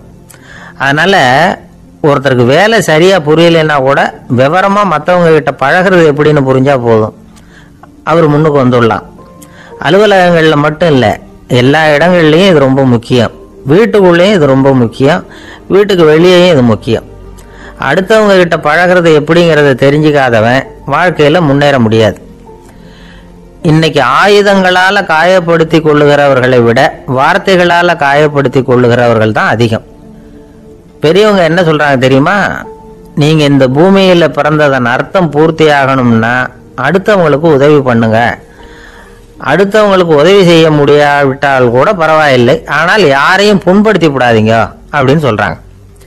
எனக்கு தெரிஞ்ச ஒருத்தர் ஒரு அலுவலகத்தில் வேலை பார்க்குறார். அவர் சொல்லுவார், எனக்கு இந்த இன்டர் பர்சனல் ஸ்கில் ரொம்ப அதிகம் சார். சக ஊழியர்கள்கிட்ட ரொம்ப சுமூகமாக நடந்துக்குவேன். என் கூட வேலை பார்க்குற ஒருத்தருக்கு ஏதாவது ஒரு கஷ்டம்னா அந்த சமயத்தில் அவர் செய்ய வேண்டிய வேலையை நான் செஞ்சிருவேன் சார் அப்படிம்பார். நான் அவர்கிட்ட சமீபத்தில் அப்படி ஏதாவது செஞ்சுருக்கீங்களா அப்படின்னு கேட்டேன். செஞ்சுருக்கேன் சார். போன வாரம் புதன்கிழமை ஆஃபீஸில் என் பக்கத்து சீட்டுக்காரருக்கு வயிற்று வலி. உடனே நான் மெடிக்கல் லீவ் போட்டுட்டு எங்கள் வீட்டுக்கு போயிட்டேன் சார் அப்படின்னார். ஒரு சீன தேசத்து அரசர் இருந்தார். அவருக்கு வயசாயிட்டுது. அவருக்கு அடுத்தபடியாக அவருடைய புள்ள பட்டத்துக்கு வரணும், ஆட்சி பொறுப்பை ஏற்றுக்கணும். ஒரு நல்ல தலைவனுக்கு இருக்க வேண்டிய பண்புகள்லாம் தன்னுடைய மகனுக்கு இருக்கணும்னு விரும்பினார் அந்த அரசர். அதனால் இளவரசனை பக்கத்தில் இருந்த ஒரு குரு கிட்ட அனுப்புனார். இளவரசன் அவர்கிட்ட போய் சேர்ந்தான். அந்த குரு என்ன பண்ணார் தெரியுமா? இவனை பார்த்து சொன்னார், இதை பாருப்பா, நீ என்ன பண்ணுற, இப்போவே பக்கத்தில் இருக்கிற காட்டுக்கு போ, நடு காட்டில் போய் ஒரு இடத்துல உட்காந்துக்கோ. அங்கே என்னென்ன சத்தம்லாம் உன் காதில் விழுதுன்னு கவனிச்சு கேளு. உன் காதில் விழுந்த ஓசைகள் என்னென்னங்கிறத என்கிட்ட வந்து சொல்லு, அதுதான் எனக்கு தெரியணும், உனக்கு வேலையும் அதுதான் அப்படின்னு சொல்லி அனுப்பி வச்சுட்டார். இளவரசன் காட்டுக்கு போனான். குரு சொன்னபடியே ஒரு இடத்துல உட்காந்து கவனிச்சு கேட்டான். அதுக்கப்புறம் குரு கிட்ட திரும்பி வந்தான். என்னென்ன சத்தம்லாம் கேட்ட அப்படின்னு கேட்டார் குரு. குருவே, காட்டில் நான் பறவைகள் சத்தம்லாம் கேட்டேன், மிருகங்களின் ஓசையையும் கேட்டேன், இதை தவிர இடி மின்னல் மழை இதுகளோட சத்தத்தையும் கேட்டேன் அப்படின்னா. குரு யோசனை பண்ணார், நீ இன்னமும் சரியா கேட்கல, அதனால மறுபடியும் காட்டுக்கு போ, கொஞ்ச நாள் தங்கி இருந்து கேட்டுட்டு வா அப்படின்னார். இளவரசனுக்கு ஒன்றும் புரியல. இருந்தாலும் குருவின் கட்டளை ஆச்சே, மறுக்க முடியுமா? உடனே அவன் மறுபடியும் காட்டுக்கு போனான். ஒரு இடத்துல உட்காந்தான். கொஞ்ச நேரம் உன்னிப்பாக கவனிச்சு கேட்டான்.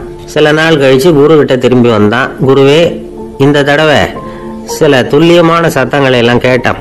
தேனி பறக்கிற சத்தம், நீரோடையின் மெல்லிய ஓசை, இதெல்லாம் கேட்டேன்னா. குரு சிரிச்சார். நீ மறுபடியும் காட்டுக்கு போ, இன்னும் சில நாள் அங்கே இரு, முழுமையாக கவனமாக கேட்டுட்டு வா அப்படின்னு சொல்லி அனுப்பி வச்சுட்டார். இளவரசனுக்கு குழப்பம் அதிகமாயிட்டுது. ஒன்றுமே புரியல. மறுபடியும் காட்டுக்கு போனான். மௌனமாக ஒரு இடத்துல உட்காந்துட்டான். அப்படியே தியானத்தில் ஆழ்ந்துட்டான். சில நாளில் அவனுக்கு இதுவரை கேட்காத ஓசைகள்லாம் கேட்க ஆரம்பிச்சிட்டுது. இதைத்தான் நான் கேட்கணும்னு என்னுடைய குரு எதிர்பார்த்துருக்கிறாருங்கிறத புரிஞ்சுக்கிட்டான். உடனே குரு கிட்ட ஓடனான். குருவே, இந்த தடவை காதுகளுக்கு கேட்க முடியாத சில ஓசைகளை கூட என்னால் உணர முடிஞ்சுது. பூ மலருகிற ஓசை, சூரியனால பூமி சூடாகிறப்போ எழுகிற ஓசை, காலை பனித்துளி இந்த புல்லுலாம் குடிக்கிற ஓசை, இது எல்லாம் என்னால் நல்லா கேட்க முடிஞ்சுது அப்படின்னா. குருவுக்கு இப்போதான் திருப்தி ஏற்பட்டுதான். இளவரசனை பார்த்து சொன்னார், இதை பாருப்பா, இப்போதான் நாட்டை ஆளுகிற தகுதி உனக்கு வந்திருக்குது அப்படின்னு சொல்லி அதுக்கு விளக்கமும் கொடுத்தாராம். எந்த அரசன் தன்னுடைய மக்களின் இதயம் பேசுகிற மௌன மொழியை, மௌன வார்த்தைகளை கேட்கிறானோ அவன் தான் ஆள தகுதி உள்ளவன். எந்த அரசன் தன்னுடைய மக்களின் உணர்ச்சிகளை உண்மையா உணர்றானோ அவன் தான் முதன்மையான அரசன். போலி வார்த்தைகளை மட்டும் கேட்டுட்டு பல மௌன ராகங்களை காதில் வாங்கிக்காதவன் அரசனே இல்லை. எந்த நாட்டில் எப்போ ஒரு அரசன் தன்னுடைய மக்களின் உணர்ச்சிகளை கேட்க மறுக்கிறானோ அன்னையிலிருந்தே அந்த நாடு அழிய தொடங்குது அப்படின்னு அர்த்தம். இதுதான் அந்த குரு இளவரசனுக்கு போதிச்சது. வாயால் பேசுறத மட்டும் கேட்டு ஏமாறக்கூடாது, உணர்ச்சிகளையும் கேட்கறதுல தான் மனப்பக்குவம் உண்டாகும். மக்கள் உணர்ச்சிகளை புரிந்து கொள்ளாத அரசர்கள் நீடிச்சிருக்க முடியாது. அது மாதிரி நாடுகளில் அடிக்கடி குழப்பம் தான் உண்டாகும். அப்படி இருந்தா அடிக்கடி ஆட்சி மாறிக்கிட்டு இருக்கும். அப்படிப்பட்ட ஒரு தேசம், அங்கே ஒரு சிறைச்சாலையில் 3 கைதிகள் பேசிக்கிட்டு இருந்தாங்க. ஒருத்தன் சொன்னான், நான் இந்த நாட்டு ராஜாவை எதிர்த்து பேசிக்கிட்டு இருந்தேன், அதனால என்னை பிடிச்சி கொண்டாந்து இங்கே போட்டுட்டாங்க அப்படின்னா ஒருத்தன். இன்னொருத்தன் சொன்னான், நான் இந்த நாட்டு ராஜாவை ஆதரித்து பேசிக்கிட்டு இருந்தேன், அதனால என்னை பிடிச்சி கொண்டாந்து இங்கே தள்ளி விட்டாங்க அப்படின்னா. அது சரி, நீ என்ன தப்பு பண்ண அப்படின்னு சொல்லி மூணாவது ஆளை பார்த்து இவங்க கேட்டாங்க. அதுக்கு அந்த ஆளு சொல்றான், நான் தான் இந்த நாட்டு ராஜா அப்படின்னாலாம். ஒரு நண்பர் அவர்கிட்ட பேசிக்கிட்டு இருந்தேன். மனித உறவுகள் பற்றி அவர் சொல்லிக்கிட்டு இருந்தார். அமெரிக்காவில் தந்தை மகன் உறவு எப்படி இருக்கு அப்படிங்கிறத விளக்கறதுக்கு அவர் ஒரு கதையை சொன்னார். ஒரு அப்பா பகல் பூராவும் அலுவலகத்தில் வேலை, ஓடி ஆடி உழைச்சிக்கிட்டு களைச்சி போய் ராத்திரி 10 மணிக்கு மேலே வீடு திரும்பினான். வீட்டு வாசலில் அவரோட மகன் காத்துக்கிட்டு இருக்கிறான். இன்னமும் தூங்கலை. அப்பா வாசல்லையே தடுத்து நிறுத்தி, அப்பா உனக்கு சம்பளம் எவ்வளவு அப்படின்னு கேட்குறான். ஏற்கனவே ஆஃபீஸ் பிரச்சனைகளால் அழுத்து போய் திரும்புகிற அப்பாவுக்கு கோவம் வந்துடுச்சு. என்னடா இப்படிலாம் கேளுன்னு உங்கள் அம்மா உனக்கு சொல்லி கொடுத்தாளா அப்படின்னு சொல்லிட்டு உள்ளே போய் சட்டையை கட்டி மாட்டி விட்டு குளிச்சு விட்டு மறுபடியும் வெளியில் வந்து உடையை மாற்றுகிற சமயம் அப்போ மறுபடியும் மகன் உள்ளே வந்து நிற்கிறான் அவர் முன்னாடியே. அப்பா உனக்கு எவ்வளவு சம்பளங்கிறான் மறுபடியும். அப்பாவுக்கு எரிச்சல் அதிகமாகிட்டுது. மணிக்கு $20 போதுமா அப்படின்னாரு. அப்படின்னா எனக்கு ஒரு $10 தர முடியுமான்னா மகன். இதுக்கு தான் என் சம்பளம் எவ்வளவுன்னு கேட்டியா? 2ஆம் வகுப்பு படிக்கிற உனக்கு எதுக்குடா $10 அப்படின்னு கத்திவிட்டு தொலைக்காட்சி பெட்டியின் முன்னாடி போய் உட்காந்துக்கிட்டு ஏதோ நிகழ்ச்சியை பார்க்க ஆரம்பிச்சுட்டார். கொஞ்ச நேரம் கழிச்சு மறுபடியும் மகன் வந்து நிற்கிறான். அப்பா ப்ளீஸ் எனக்கு ஒரு $10 கொடுக்க முடியுமா? மகனுடைய கண்களில் கண்ணீர். என்னடா அவன் கண்ணீரை காட்டி காரியம் சாதிக்கலாம்னு பார்க்குறியா? ஒரு காசு கூட கொடுக்க மாட்டான் போ அப்படின்னு விரட்டி விட்டான். மகன் கண்ணீரை தொடச்சிக்கிட்டே கண்ணை தொடச்சிக்கிட்டு பேசாமல் போய் படுத்துக்கிட்டானா. கொஞ்ச நேரம் ஆச்சு. அப்பாவோட கோபம் கொஞ்சம் கொஞ்சமாக குறைஞ்சிது. பிள்ளைகிட்ட கோபமாக கத்துனது தப்புதாங்கிறது புரிஞ்சுது அவனுக்கு. எழுந்திரிச்சு போனான், படுக்கை இறக்கி போனான். மகனை பார்த்தான். அவன் தலையணையை கட்டி பிடிச்சிக்கிட்டு அழுதுகிட்டு இருக்கான். அவனை மெல்ல நெருங்கி அவங்ககிட்ட எதமாக பேசுறதுக்கு ஆரம்பிச்சானான். எதுக்குடா அவனுக்கு $10 பள்ளிக்கூடத்தில் கேட்டாங்களா அப்படின்னு கேட்டானா. மகன் சொல்லியிருக்கான், இல்லை டாடி, உனக்கு 1 மணி நேரம் சம்பளம் $20ன்னு சொன்னேன். நீ ஏற்கனவே எனக்கு கொடுத்த பாக்கெட் மணி $10 என்கிட்ட இருக்கு. இப்போ நீ இன்னொரு $10 கொடுத்தீங்கன்னா அதையும் சேர்த்து $20 ஆகிடும். அந்த $20 நான் உனக்கு கொடுத்துருவேன். அப்படி கொடுத்தா நீ என் கூட 1 மணி நேரம் செலவழிப்ப இல்லையா? அதுக்காக தான் $10 கேட்டேன் அப்படின்னு சொன்னானா. அந்த அப்பா கண்ணு கலங்கி போச்சான். ஆதரவோட தன்னுடைய மகனை கட்டி பிடிச்சி அழ ஆரம்பிச்சிட்டாராம். இதுதான் நண்பர் சொன்ன கதை. அமெரிக்கா மட்டும் இல்லை, உலகம் பூராவும் இன்னைக்கு மனித உறவுகள் இப்படி தான் மாறிட்டு இருக்கு. பெரியவர்கள் அறிவுரை என்ன தெரியுமா? உங்கள் குழந்தைகளிடமிருந்து குழந்தை பருவத்தை பிரித்து விடாதீர்கள் அப்படிங்கிறது தான். அதாவது இன்றைய குழந்தைகள் தங்கள் பிருந்தாவனத்தை இழந்து விடுகிறார்கள் அப்படிங்கிறது அவங்களுடைய கருத்து. இந்த நிலைக்கு நாம காரணமா இருந்துடக்கூடாது. குழந்தைகளோட விளையாடுவோம், குடும்பத்தோட உறவாடுவோம் அப்படிங்கிறது தான் நம்முடைய நோக்கமா இருக்கணும். இன்றைய உறவு முறைக்கு இன்னொரு உதாரணம் சொல்லுவாங்க. ஒருத்தர் வந்தாராம், அவர் பக்கத்துல ஒரு சின்ன பையன். நாம் அவரை விசாரிக்கிறோம், யார் இந்த பையன் அப்படின்னா அவர் சொல்றாரு, இவன் எனக்கு தூரத்து உறவு அப்படின்னாராம். இந்த தூரத்து உறவுன்னா எப்படின்னு இருக்கான். இதுக்கு அவன் சொல்லியிருக்கிறான், இவன் எங்க அப்பாவுக்கு 8வது புள்ள அப்படின்னானான். கணவன் மனைவி அன்பா இருக்கணும், ஒருத்தர் நல்லா புரிஞ்சுக்கணும், விட்டு கொடுக்குற மனப்பான்மை வேணும். அதுதான் ஒரு நல்ல குடும்பம். இன்னைக்கு பல குடும்பங்கள்ல அர்த்தமில்லாத சண்டைகள் தான் அதிகம். கிராமப்புறங்கள்ல வேடிக்கையா ஒரு கதை சொல்லுவாங்க. ஒரு ஊர்ல ஒரு ஆள் இருந்தான், வேலை வெட்டி இல்லாம சும்மாவே இருந்தான். அவனுக்கு கல்யாணம் பண்ணி வச்சாங்களாம். மனைவி வந்து சேர்ந்தா, சும்மாவே உட்காந்துருக்கிறியே, ஏதாவது சம்பாதிக்கிற வழியை பாரு அப்படின்ட்டு இருக்கா. அதுக்கு தான் யோசனை பண்ணிட்டு இருக்கிறேன், ஒரு அருமையான ஐடியா அப்படின்னானா. என்ன அது சொல்லு அப்படின்ட்டு இருக்கா. அவ ஒரு ஆட்டுக்குட்டி வாங்க போறேன்னு இருக்கான். அதை வாங்கி என்ன பண்ண போறேன்னா, அந்த குட்டி வளரும், பெருசாகும், அதுக்கப்புறம் அது நிறைய குட்டி போடும் அப்படின்ட்டுருக்கான். சரி, அப்புறம் என்ன, அதையெல்லாம் சந்தையில் கொண்டுட்டு போய் விற்றுவிட்டு அந்த காசுக்கு ஒரு எருவு மாடு வாங்கலாம். சரி, அது எதுக்கு? எருவு மாடு நிறைய பால் கொடுக்கும், அதை கொண்டுகிட்டு போய் பால் பண்ணையில் கொடுப்பேன், அல்லது நானே விற்றுருவேன், கை நிறைய காசு கிடைக்கும். அதுக்கப்புறம் ஒரு பசுமாடு வாங்குவேன், பாலையும் விற்கலாம், நாமளும் காய் போட்டு சாப்பிடலாம், இப்படிலாம் சொல்லியிருக்கான். அப்போ அந்த பொண்ணு சொல்லிச்சான், அடுத்த தெருவில் இருக்கிற எங்க அம்மா வீட்டுக்கும் கொஞ்சம் பால் கொடுத்து அனுப்பலாம் அப்படின்ட்டு அந்த பொண்ணு. இந்த இடத்துல கணவனுக்கு கோவம் வந்துட்டுது. அதே எப்படி உங்க அம்மா வீட்டுக்கு எதுக்கு கொடுக்கணும், அதெல்லாம் முடியாதுன்னு இருக்கான். இந்த இடத்துல சண்டை ஆரம்பமாயிட்டுது. கொஞ்ச நேரத்துல 2 பேரும் சத்தம் போட ஆரம்பிச்சுட்டாங்க. கடுமையான சண்டை நடக்கிறத பக்கத்து வீட்டுக்காரன் காதுல வாங்கினான். அவன் ஓடியாந்தான். அவனுக்கு தெரியும் வாங்காத மாட்டுக்காக இப்படி சண்டை போட்டுக்கிட்டு இருக்கிறாங்கிறது அவனுக்கு புரியும். அவன் ஓடி வந்து சொன்னான், ஏண்டா உன்னோட பசுமாட்டை ஒழுங்கா கட்டி போடக்கூடாதான்னு இருக்கான். என்னடா சொல்றேன்னா, இவன் உன் மாடு என் தோட்டத்துல வந்து மேய்ஞ்சிட்டுது, பயிரெல்லாம் நாசமாயிட்டுது, 10,000 ரூபா அளவுக்கு சேதம், அதை வாங்கிட்டு போறதுக்கு தான் வந்தேன், குடுறா 10,000 நானா. இவன் அரண்டு போயிட்டான். அப்புறம் சொன்னா, டே நான் இன்னும் மாடே வாங்கலையே, அதுக்குள்ள அது வந்து எப்படிடா உன் தோட்டத்துல மேயும், என்னடா உளர்றேன்னு இருக்கான். நீ தாண்டா இப்போ உளறிக்கிட்டு இருக்க, மாடே வாங்கல, அதுக்குள்ள எப்படிடா வந்து உன்னுடைய மனைவி அவங்க அம்மா வீட்டுக்கு பால் கொடுத்து அனுப்ப முடியும் அப்படின்னு அவன் கேட்டானா. நம்மளால இப்பதான் புத்தி வந்துதான். அர்த்தமே இல்லாத சண்டை போட்டுக்கிட்டு இருக்கிறோம் அப்படிங்கிறத அவன் புரிஞ்சுக்கிட்டானான். இது நம்ம முன்னோர்கள் சொல்லி இருக்கிற ஒரு கதை. சண்டையில தான் அர்த்தம் இல்லையே தவிர கதையில் அர்த்தம் உண்டு. அதாவது இல்லாத விஷயங்களுக்காக சண்டை போட்டுக்கிட்டு இல்லறத்தை வீணாக்கிக்கிட்டு இருக்கிற மனிதர்கள் இன்றைக்கு நிறைய பேர் இருக்கிறாங்க. ஒருத்தன் தன்னுடைய மனைவியை பத்தி மாமனார் கிட்ட புகார் சொன்னானா, மாமா உங்க பொண்ணு அர்த்தமில்லாத சண்டை போடுறா, எதுக்கு எடுத்தாலும் எடுத்தெறிஞ்சு பேசுறா அப்படின்னு இருக்கான். நீ எப்படி மாப்பிள்ளை அதை சமாளிக்கிற அப்படின்னு கேட்டிருக்காரு அவரு. அவ எடுத்தெறியறது என் மேல படாம ஒதுங்கி நின்னுக்கிறேன் அப்படின்னு நானா. இவன் ஒரு பெரியவர்கிட்ட பேசிக்கிட்டு இருந்தேன். அவரு என்கிட்ட ஒரு கேள்வி கேட்டார். திருடர்கள் எத்தனை வகை தெரியுமா உனக்கு அப்படின்னார். இதுதான் அவர் கேட்ட கேள்வி. எதுக்காக என்ன பார்த்து அந்த கேள்வி கேட்டாரு தெரியல. இருந்தாலும் நான் வந்து அவருக்கு பதில் சொன்னேன். திருடர்கள்ல வந்து எத்தனையோ வகை உண்டுங்க. கார் திருடன், சைக்கிள் திருடன், முகமூடி திருடன், எப்படி சொல்லிட்டே போகலாம். இருந்தாலும் என்னுடைய சிற்றறிவுக்கு எட்டின வரையில திருடர்களை வந்து 2 வகையா பிரிக்கலாம் அப்படின்னு நினைக்கிறேன். ஒன்னு ராத்திரியில திருடுற திருடன், இன்னொருத்தன் பகல்ல திருடுற திருடன். அதாவது பகல் திருடன், ராத்திரி திருடன் அப்படின்னு பெரியவர் சிரிச்சார். என்ன சிரிக்கிறீங்களே, என்ன கள்வர்கள் 4 வகை அப்படின்னு ஆரம்பிச்சார். எப்படின்னு கேட்டேன். சாப்பாட்டுக்கு இல்லாம திருடுறாங்க பாருங்க, அது ஒரு வகையான்.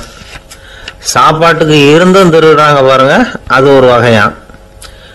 இதை தவிர இன்னும் ஒரு 2 வகை திருட்டு உண்டு. அது என்னன்னா, ஆண்டவன் கிட்ட இருந்து நாம திருடுற திருட்டு, இன்னொன்னு என்னன்னா நம்ம கிட்ட இருந்து ஆண்டவன் திருடுற திருட்டு அப்படின்னார். எனக்கு ஒன்றும் புரியல. என்ன சார் இது, ஆண்டவனையே வந்து திருடன்னு சொல்றீங்களே அப்படின்னு ஆச்சரியமா. ஆமாங்க, ஆண்டவனை வந்து கள்வன்னு சொல்றது இல்லையா. காஞ்சிபுரத்துக்கு பக்கத்துல திருக்கார்வனம் அப்படின்னு ஒரு ஊர் இருக்கு. அங்க உள்ள பெருமாளுக்கு வந்து கள்வர்னு தான் பேரு. அது மட்டும் இல்ல, திருமங்கை ஆழ்வார் தம்முடைய திரு நெடுந்தாண்டகத்துல கார்வனத்துள்ளாய் கல்வா அப்படின்னு தான் அழைக்கிறார் அப்படின்னு நிறைய உதாரணம்லாம் சொல்ல ஆரம்பிச்சார். அதுக்கப்புறம் அவர்கிட்ட பேசி நான் புரிஞ்சுக்கிட்ட விவரங்களை தான் இப்போ உங்ககிட்ட சொல்ல போறது. அதாவது அவர் சொன்ன முதல் வகை திருடர்கள் வந்து சாப்பாட்டுக்கு இல்லாம திருடுறவங்க. இவங்களை வந்து திருத்தி போடலாம். சாப்பாட்டுக்கு இருந்தும் பணம் சேர்க்கணுங்கிற ஆசையால பொய் கணக்கெல்லாம் எழுதுறாங்க பாருங்க, அவங்க தான் 2வது வகை. 3வது வகை திருட்டு தான் மிகப்பெரிய திருட்டு. இறைவனுக்கு சொந்தமானதை நம்முடையதுன்னு நினைக்கிற திருட்டு. எது இறைவனுக்கு சொந்தமானது அப்படின்னா ஆத்மா. பகவானுக்கு சொந்தமான ஆத்மாவை நம்முடையதுன்னு நினைக்கிறது தான் அந்த மாபெரும் திருட்டு. இதுக்கு பேர் தான் ஆத்மாபகாரமா. சரி, இதுக்கு பரிகாரம் என்ன? எல்லாம் இறைவனுடையது, நமக்கு ஒன்றும் இல்லை அப்படின்னு நினைக்கிறது தான் இதுக்கு பரிகாரம். இதெல்லாம் இருக்கட்டும். 4வது திருட்டு ஒன்று சொன்னோம்ல, ஆண்டவன் நம்ம கிட்ட இருந்து திருடுறது. அது எப்படி? ஆண்டவனை வந்து கள்வன்னு சொல்றாங்க, அது சரி. அவர் என்னத்தை திருடினார்? இப்போ இன்னொருத்தருக்கு சொந்தமான ஒன்றை எடுத்து வச்சுக்கிறது தான் கள்ளத்தனம். ஆனா ஆண்டவன் எடுத்துக்கிட்டோம்னா இருக்கிறது எல்லாமே அவனுக்கு சொந்தம். அப்படி இருக்கிறப்போ அவரை எப்படி கள்வன்னு சொல்றது? இது என்ன புரியாம இருக்குது அப்படின்னு சொல்லி பார்த்தா அதுக்கும் விளக்கம் சொல்றாங்க அவங்க. அதாவது ஆண்டவனுக்கு வந்து உருவமே கிடையாது, அருவமா இருக்கிறவன், அதாவது உருவம் இல்லாம இருக்கிறவன். அப்படி உள்ள பகவான் வந்து நம்மள மாதிரி உருவத்துல இருக்கிறான். நம்மள மாதிரியே கையை காலு மூக்கெல்லாம் இருக்குது ஆண்டவனுக்கு. இந்த உருவம் நம்ம கிட்ட இருந்து திருடினது தானே. அவன் வந்து தன்னுடைய உண்மையான திருமேனியை வந்து நமக்கு காட்டாம, அதாவது தரிசனம் கொடுக்காம இருக்கிறது கள்ளத்தனம் தானே. அதனால்தான் இதுவும் ஒரு பெரிய திருட்டு, இருக்கிறதுலயே மிகப்பெரிய திருட்டு அப்படிங்கிறார். என்கிட்ட பேசிக்கிட்டு இருந்தாரு, இந்த விஷயம்லாம் சொல்லிட்டு இருந்தாரு இந்த பெரியவர். அதாவது திருட்டை ஆன்மீக நோகத்துல அவர் பார்க்கிறார். நம்ம பார்வையில இதை விட அபூர்வமான திருட்டுலாம் இங்க உண்டு. அபூர்வமான திருடர்களும் உண்டு. ஒரு திருடன் சிறையிலிருந்து விடுதலையாகி வெளியில போனான். கொஞ்ச நாள்ல மறுபடியும் திரும்பி ஜெயிலுக்கு வந்துட்டான். அப்போ சிறை அதிகாரி அவனுக்கு அறிவுரை சொன்னாராம். ஏன்பா இப்படி அடிக்கடி தப்பு பண்ணிவிட்டு ஜெயிலுக்கு வந்துடுறிய, உனக்கு சொந்த பந்தம் எதுவும் இல்லையா? உனக்கு அப்பா அண்ணன் தம்பிகள் அவங்க கூட எல்லாம் சேர்ந்து வாழணுங்கிற ஆசை இல்லையா அப்படின்னு கேட்டிருக்காரு. அவங்களோட சேர்ந்து வாழணுங்கிற ஆசை எனக்கு நிறைய உண்டுங்க சார் அப்படின்னு அவன். அப்புறம் எதுக்கு இப்படி ஜெயிலுக்கு வந்துடுற அப்படின்னாரான் அவரு. அவங்க எல்லாருமே இங்கே தானே சார் இருக்காங்க அப்படின்னு அவன். ஒரு ஊர்ல ஒரு துறவி இருந்தார், புத்த சமய துறவி. அந்த ஊர் மன்னன் அவரை பத்தி கேள்விப்பட்டிருக்கான். ஒரு நாள் புறப்பட்டு போனான். துறவியின் பாதங்களை தொட்டு வணங்கினான். அதுக்கப்புறம் சொன்னான், ஐயா நான் உங்களை அரண்மனைக்கு அழைச்சிட்டு போறதுக்காக வந்திருக்கிறேன். இனிமே நீங்க இங்க எதுக்கு இருக்கணும் அப்படின்னு அவன் மனசுக்குள்ள என்ன நினைப்புன்னா, இவர் எங்க வர போறாரு, நான் ரொம்ப எளிமையானவன், எனக்கு எதுக்கு அரண்மனை வாசம்னு சொல்லி விடுவார் அப்படின்னு நினைச்சிருக்கான். ஆனா அந்த துறவி என்ன பண்ணாரு தெரியுமா? அப்படியா, சரி போகலாம், வா போய் ஒரு ரகத்தை கொண்டுட்டு வா, அரண்மனைக்கு போகும்போது அதுக்கு தகுந்த மாதிரி ஆடம்பரமா போகணும் அப்படின்னு விட்டாரான். துறவி இப்படி சொன்னதும் அந்த மன்னனுக்கு மனசுக்குள்ள சந்தேகம் வந்துட்டுது. இவர் உண்மையிலேயே துறவி தானா, ஏமாத்து பேர் வழி மாதிரி தெரியுதே அப்படின்னு நினைச்சிருக்கான். இருந்தாலும் இனிமே என்ன பண்றது, சொல்லியாச்சு. ரகத்தை கொண்டுட்டு வந்தான். துறவி ஏறி உக்காந்தார். பக்கத்துல ராஜா. அவர் ரொம்ப உற்சாகமா வரார். இவன் ரொம்ப சோர்ந்து போய் வரான். துறவி மரத்தடியிலேயே வாழ்ந்து பழக்கப்பட்டவர், அரண்மனையில எளிமையா ஒரு இடத்துல உட்காந்துக்குவார் அப்படின்னு நினைச்சான். ஆனா அப்படி இல்லை. அரண்மனைக்கு வந்த உடனே அந்த துறவி அதை கொண்டுட்டு வா இதை கொண்டுட்டு வான்னு சொல்லி உத்தரவு போட ஆரம்பிச்சுட்டார். அரண்மனையில இருந்தா அரசன மாதிரி இருக்கணும் அப்படிங்கிறார். ராத்திரி பூரா சௌரியமா தூங்கினார். பகல்ல அரண்மனை தோட்டத்துல உலாவ வேண்டியது, நீச்சல் குளத்துல குளிக்க வேண்டியது, இப்படியே பொழுது போக்கிட்டு இருக்கிறார். அந்த அரண்மனையில துறவி மகிழ்ச்சியா இருக்கிறார். மன்னனால அப்படி இருக்க முடியல. அவருக்கு எந்த கவலையும் இல்லை, இவனுக்கு அரசாங்க கவலைகள். துறவி அப்படி இருக்கிறத இவனால தாங்கிக்க முடியல. ஒரு நாள் அவர்கிட்டயே போய், நான் உங்ககிட்ட கொஞ்சம் பேசணும்னு துறவி பார்த்தார். நான் இந்த அரண்மனைக்கு வரும்பொழுதே இனி என்னமோ என்கிட்ட கேட்கணும்னு நினைச்ச, ஏன் கால தாமதம், நீ அனாவசியமா உன்னையே தொந்தரவு பண்ணிட்டு இருக்கிற, நீ கவலையா இருக்கேங்கிறது எனக்கு புரியுது. நான் மரத்தடியில் இருந்தப்போ கூட என்னை அடிக்கடி சந்திச்சுக்கிட்டு இருப்ப, ஏதாவது விளக்கம் கேட்கறது உண்டு. இங்க வந்த பிறகு என்னை சந்திக்கிறது கூட அபூர்வமா போயிட்டுது. நீ இப்போ என்ன கேட்க போறேங்கிறது எனக்கு தெரியும், இருந்தாலும் கேள் அப்படின்னாராம். வேற ஒண்ணும் இல்லைங்க, இப்போ உங்களுக்கும் எனக்கு என்ன வித்தியாசம், 2 பேரும் அரண்மனையில தான் இருக்கிறோம். நீங்க மகிழ்ச்சியா இருக்கிறீங்க, நான் அப்படி இருக்க முடியல. இவ்வளவுக்கும் நீங்க முன்னாடி இருந்தது மாதிரி இல்லை. தினமும் தங்க தேர் கேட்குறீங்க, உயர்தரமான ஆடைகள் அணிகிறீங்க, சுவையான சாப்பாடு. இப்படி இருக்கிறப்போ உங்களுக்கு எனக்கு என்ன வித்தியாசம்? இதுதான் மன்னனுடைய கேள்வி. இதுக்கு பதில் சொல்றேன், என் கூட புறப்பட்டு வா, இந்த நகரத்துக்கு வெளியில போவோம் அப்படின்னு சொல்லி அரசனை கூப்பிட்டுக்கிட்டு ஊர் எல்லைக்கு சேர்ந்தார் துறவி. அங்க போய் சொன்னார், இதை பாருப்பா, இந்த இடத்த தான் தேடிட்டு இருந்தேன், இனிமே நான் திரும்பி வர போறதில்ல, நீ என்னோட வர்றியா திரும்பி போறியா அப்படின்னார். நான் எப்படிங்க உங்க கூட வர முடியும், என்னுடைய நாடு, என்னுடைய சொத்துக்கள், மனைவி மக்கள் எல்லாத்தையும் விட்டுட்டு எப்படிங்க வர்றதுன்னா. இப்ப அந்த துறவி சொன்னார், இப்ப வித்தியாசத்தை தெரிஞ்சுக்கிட்டியா, நான் அரண்மனையில் இருந்தேன், எல்லா வித பொருள்களும் உடையவனா இருந்தேன், ஆனா எதையும் சொந்தம் கொண்டாடுறவனா இருக்கல. ஆனா நீ அப்படி இல்லை, எல்லாத்தையும் சொந்தம் கொண்டாடிட்டு இருக்கிற, இதுதான் நமக்குள்ள வித்தியாசம் அப்படின்னு சொன்னார். அரண்மனை ஆடைகளை அப்படியே கலைஞர் அரசங்கிட்ட கொடுத்தார். உன்னுடைய ஆடைகளை நீயே வச்சுக்கோன்னார். அவர் பாட்டுக்கு நடந்து போனார், திரும்பியே பார்க்கல. அரசனுக்கு அப்பதான் தன்னுடைய அறியாமை விளங்குச்சான். இதுல இருந்து நாம புரிஞ்சுக்க வேண்டியது என்னன்னா, இந்த உலகத்துல எத்தனையோ பொருள்கள், அதையெல்லாம் முறையா பயன்படுத்தினா மகிழ்ச்சி, அதை விட்டுட்டு அதுக்கெல்லாம் சொந்தம் கொண்டாட ஆரம்பிச்சா கவலை. நம்ம ஆட்கள் சொந்தம் கொண்டாடுற விதமே தனி. ஒரு ஆளு இன்னொருத்தங்கிட்ட ஒரு கொடை கடன் வாங்கியிருந்தான், திருப்பி கொடுக்கல. கொடையை கொடுத்தவன் கேட்டான், என்கிட்ட கடன் வாங்கினிய கொடை, அதை கொஞ்சம் திருப்பி தர்றியான்னா. அது உனக்கு இப்போ அவசரமா தேவைப்படுதா அப்படின்னு கேட்டான் இவன். எனக்கு தேவைப்படல, அந்த கொடையை நான் யாருகிட்ட வாங்கியிருந்தேனோ அவனுக்கு இப்போ அது அவசரமா தேவைப்படுது அப்படின்னு அந்த ஆள். ஒரு ஊர்ல ஒரு புகழ்பெற்ற பத்திரிகையாளர் இருந்தார். அவர் ஒரு நாள் திடீர்னு இறந்து போயிட்டார். அதுக்கப்புறம் நேரா சொர்க்கத்துக்கு போனார். சொர்க்கத்தின் வாசல்ல நின்றுகிட்டு இருந்த ஒருத்தர் அவரை தடுத்தார். இத பாரு, ஏற்கனவே இங்க 12 பத்திரிகையாளர்கள் இருக்கிறாங்க, அவங்களுக்கே இங்க வேலை இல்லை. அதுக்கு என்ன காரணம்னா, சொர்க்கத்துல திடுக்கிடும் செய்திகள்லாம் ஒன்றும் கிடையாது. அப்படி என்ன இருக்க போகுதுங்க, இங்க எல்லாம் அது ஒழுங்கா நடந்துகிட்டு இருக்கோம். எல்லாம் ஒழுங்கா நடந்தா பத்திரிகைகளுக்கு சுவாரஸ்யமான கொலை கொள்ளை தீ வைப்பு இது மாதிரி எதுவும் இங்க இல்லை. ஏற்கனவே இங்க இருக்கிறவங்க எல்லாரும் மரத்தடியில் உட்காந்துக்கிட்டு தியானம் பண்ணிட்டு இருக்கிறாங்க. அந்த ஒரே செய்தி தான் தினமும் இங்க வந்துகிட்டு இருக்குது. அதை படிக்கிறதுக்கே இங்க ஆள் கிடையாது. அதனால நான் என்ன சொல்றேன்னா, நீ பேசாம நரகத்துக்கே போயிடு. அங்க எவ்வளவோ நிகழ்ச்சிகள் நடந்துகிட்டு இருக்கு. அங்கதான் அதிகமான பத்திரிகையாளர்கள் தேவைப்படுறாங்க. அங்க உனக்கு நிறைய வேலை இருக்கும். அதை செய்யறதில்ல, நீயும் மகிழ்ச்சியா இருக்கலாம் அப்படின்னு சொன்னாராம். அங்க அந்த சொர்க்கத்தின் வாசல்ல நின்றுகிட்டு இருந்தவர். இந்த பத்திரிகையாளர் அங்கேயே நின்று கொஞ்சம் யோசனை பண்ணார். இவருக்கு சொர்க்கத்திலே இருக்கணும்னு தான் ஆசை. அதனால மெதுவா அவர்கிட்ட பேசினாராம். ஐயா, என்ன ஒரு 24 மணி நேரம் இங்க உள்ள இருக்கிறதுக்கு அனுமதி கொடுங்க. இங்க இருக்கிற பல பத்திரிகையாளர்களை எனக்கு தெரியும். அவங்கள சில பேரை சமாதானப்படுத்தி மெதுவா பேசி நரகத்துக்கு அனுப்பி வச்சுடுறேன். நான் இங்க இருந்துக்கிறேன்.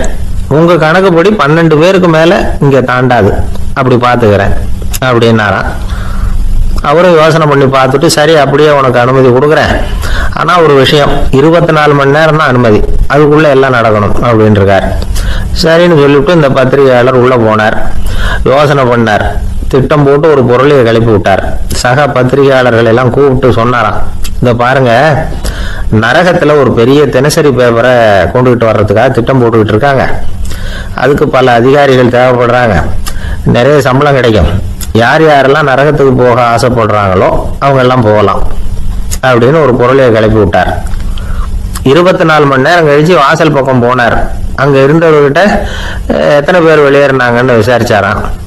அப்போ அவர் இவரை, நீ வெளியே போகக்கூடாது, முதல்ல உள்ளதான் இருக்கணும் அப்படின்னு தடுத்தாராம். அப்புறம் சொன்னாராம், நீ சொன்ன செய்தியை கேட்டதும் இங்க இருந்த எல்லா பத்திரிகையாளர்களுமே நரகத்துக்கு போயிட்டாங்கப்பா, உள்ள யாருமே இல்லை, அதனால நீ உள்ளே இருக்கலாம் அப்படின்னாராம். இதை கேட்டதும் இந்த பத்திரிகையாளரே குழம்பி போயிட்டார். ஒருவேளை உண்மையிலேயே நரகத்துல புதுசா பத்திரிகை ஏதாவது ஆரம்பிக்க போறாங்களோ அப்படின்னு அவரே நினைக்க ஆரம்பிச்சிட்டாராம். அப்புறம் சொன்னாராம், ஐயா என்னை விட்டுருவா, நான் நரகத்துக்கே போயிடுறேன், அங்க ஏதோ விசேஷம் இருக்கணும் அப்படின்னாராம். இல்லைன்னா இத்தனை பேரும் ஒட்டுமொத்தமா அங்க போறதுக்கு சான்ஸே இல்லை, என்னை தடுக்காதீங்கன்னு கெஞ்ச ஆரம்பிச்சுட்டாராம். மற்றவங்க நம்பணுங்கிறதுக்காக ஒரு பொருளையை கிளப்பி விட்டார். கடைசியில தானே அந்த பொருளைக்கு ஆளாயிட்டார். அதாவது பிறரை ஏமாற்றிய அவரது மனம் கடைசியில் அவரையே ஏமாற்ற ஆரம்பிச்சுட்டு பாருங்க. நீங்க இப்படி அடுத்தவங்களை ஏமாத்துறதுக்கு உங்க மனசை பழக்கப்படுத்துறீங்க, ஆனா கடைசியில் அதனால நீங்களே ஏமாற்றப்படுகிறீர்கள் அப்படிங்கிறது பெரியவர்களுடைய புத்திமதி. அதனால உங்க மனசுகிட்ட ரொம்ப எச்சரிக்கையா இருங்கோ அப்படிங்கிறாங்க. நம்ம ஆளுங்க அங்க போய் என்ன சொல்லுவாங்கன்னா, இந்த மாதிரி அங்க போகாத இங்க போகாதுன்னு பயமுறுத்துறது உண்டு. சில பேர் அங்க பேய் இருக்குது, பிசாசு இருக்கு அப்படின்னு பொருளைய கிளப்பி விடுறது உண்டு. இருட்டு நேரம் காட்டு வழியா ஒருத்தன் போயிட்டு இருக்கிறான். அங்க பேய் பிசாசு நடமாட்டம் இருக்கிறதாக வதந்தி. இவன் பயந்துகிட்டே வேகமா போறான். காடு முடிஞ்சு மெயின் ரோட்டுக்கு வந்து சேர்ந்தான். அப்பாடா, ஒரு பஸ் நின்றுட்டு இருக்கு தனியா.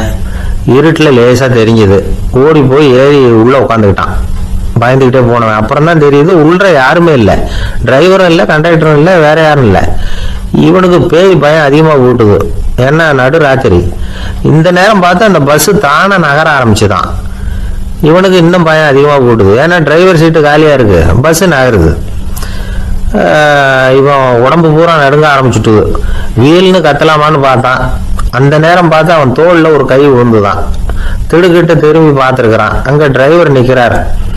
அவர் சொன்னாராம், ஏன்பா ஏற்கனவே பஸ் பிரேக் டவுன், நாங்கெல்லாம் பின்னாடி இறங்கி நின்று தள்ளிட்டு இருக்கிறோம், நீ மட்டும் ஜாலியா ஏறி உட்காந்துக்கிட்டியா, இறங்கி வந்து தள்ளப்பா அப்படின்னாராம்.